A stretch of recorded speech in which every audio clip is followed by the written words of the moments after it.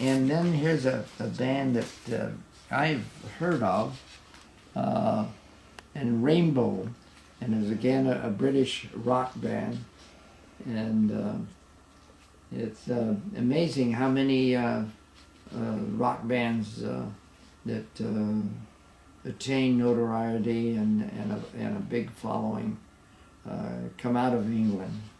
And so as I've I think mentioned before, how rock and roll music was originally came out of the gospel music, and you listen to some of the gospel music that was produced here in the United States, and you can see the takeoff from the rock and roll.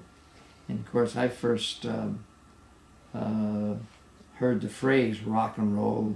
It was a song by Chick Webb's orchestra, and Ella Fitzgerald, the famous Ella Fitzgerald, was probably about a 16 or 17-year-old girl that came out of, I think, North Carolina, and joined Chick Webb's orchestra in New York City. And she, they made this recording. It was something about, it came to town, a new kind of rhythm. And anyway, in there she says, with the lyrics, oh golly, what in the hell? It all something. But anyway, she mentions the words rock and roll in the lyrics of that song, and that's the first time I've ever heard of it. And I think the song was called "Oh Rocket for Me," but let's see. It came to town, a new kind of rhythm, parading around, makes you kind of something. So oh, rocket for me. What's about it? Oh, bullshit. Anyway. Anyway, it's, I liked it, so there. All right. Here we have we don't have a case for this. The group is White Snake.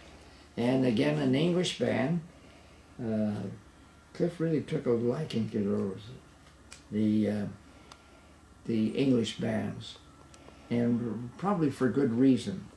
They played good heavy metal music, and after all, I don't know if it was exactly the favorite, but Black Sabbath, of course, came out of England, and that heavy metal group called the Beatles, they came out of England. So anyway, that's not a very good joke, Bert. But anyway, here we go. Okay, this butterfly ball, and this, oh, let me straighten that up for you. Butterfly ball was a collaborative effort by a guy named Roger Glover of Deep Purple, and Cloverdale and Ronnie Dio. And they put together this album, which then again they turned into a rock opera, and it was quite successful. So Cliff thought enough of it that he bought the album, but that was Butterfly Ball. And anyway, I love the cover. It is pretty.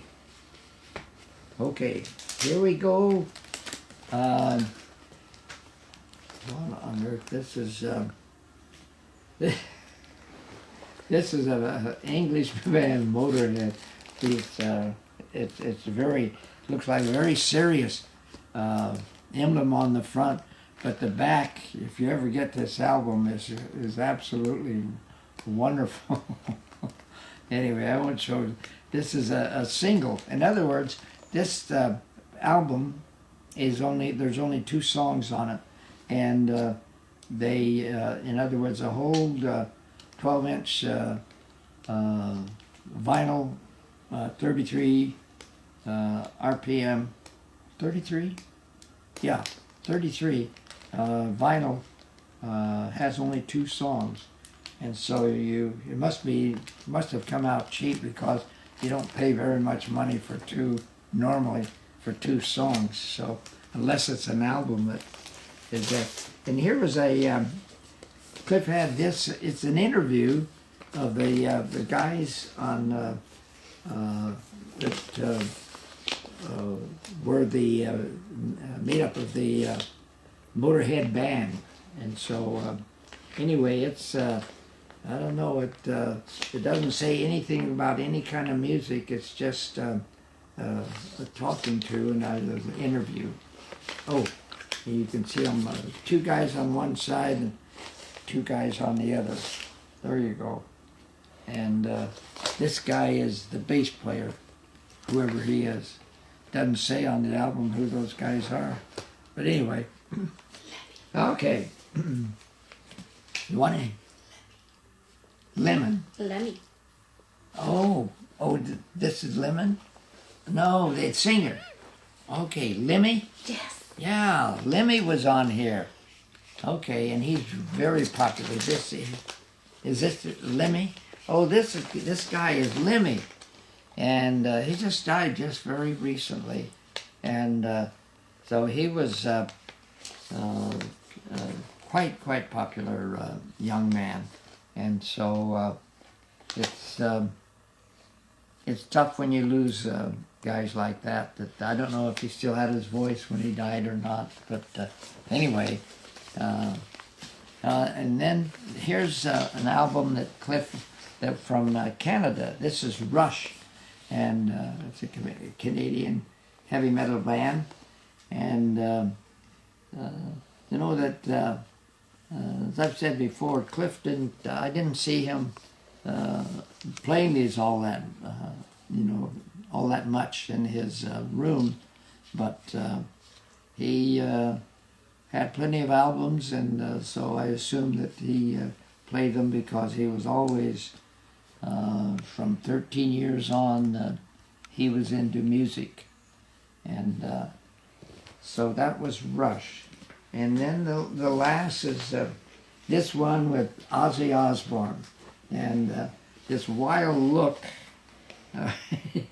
is, still there today. And I got a chance to meet Ozzy when he was playing at DeVore there in San Bernardino, and he was absolutely nothing. He had a TV show where it was a reality kind of thing in his home with Sharon, his wife, and then the 2 kids, and he was. I expected a person to be just like he was on the TV show, but he was absolutely nothing like that.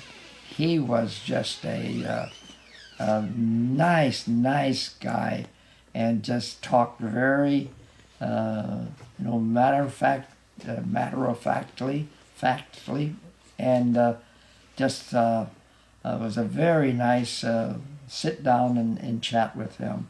And at the same time, I met Sharon, and she was also a very gracious person. And Mike Burton, who played drums with Ozzy at that time, had mentioned how really nice off the, not in front of the camera or anything. They both were just very nice persons. So anyway, with that little bit of chat of mine, I hope you go out and buy these records if you can.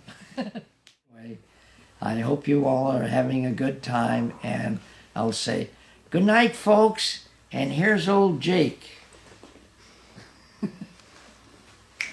Okay, good night all. Have a good one, or good day, whatever.